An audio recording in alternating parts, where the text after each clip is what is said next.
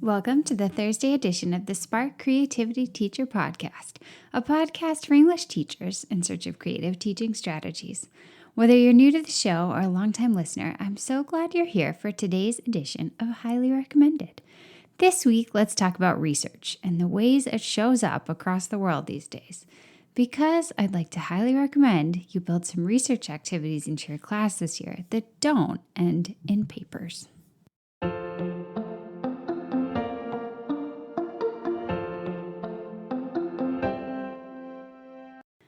I vividly remember my 7th grade social studies class, where we sat in groups at rounded tables trying to look cool, and we learned how to take notes on a single source using a note card. It was my first introduction to MLA, to the research process. It was actually super memorable. Over the course of the winter, we built up our little note card stacks. I don't remember what I was researching, but I remember those note cards. And I remember how we put facts on our cards and then arranged and rearranged our research into our first ever research paper. Teaching the research process is just as important now as it was back then, but there are a lot more ways to help kids show off what they've learned.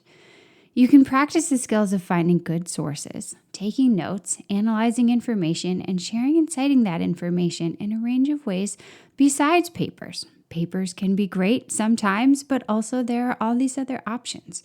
You can help students show what they've learned with podcasts, with Instagram-style carousel posts, with infographics. There are a lot of 21st century mediums that really match well with the research process. These shorter assignments that might be a little more engaging for some kids will allow you to weave research into more arenas. It gives them, the kids, more creative variety in showing what they've learned.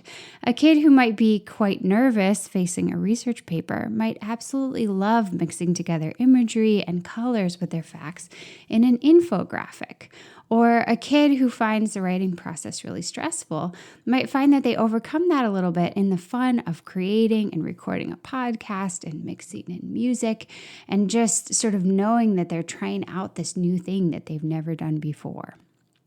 So this year, as you think about building in research skills, I highly recommend you consider having students share their takeaways in a new medium, something that incorporates visuals or audio as well as writing. Try a quick infographic assignment, a 5-minute research-based podcast, or my favorite, the Instagram-style research carousel, where kids create a connected series of square images that teach their viewer about the topic through both writing and visuals. Thanks so much for joining me today to talk about research and some of the ways that it shows up creatively in our 21st century world. Until next time, take care of yourself and stay creative.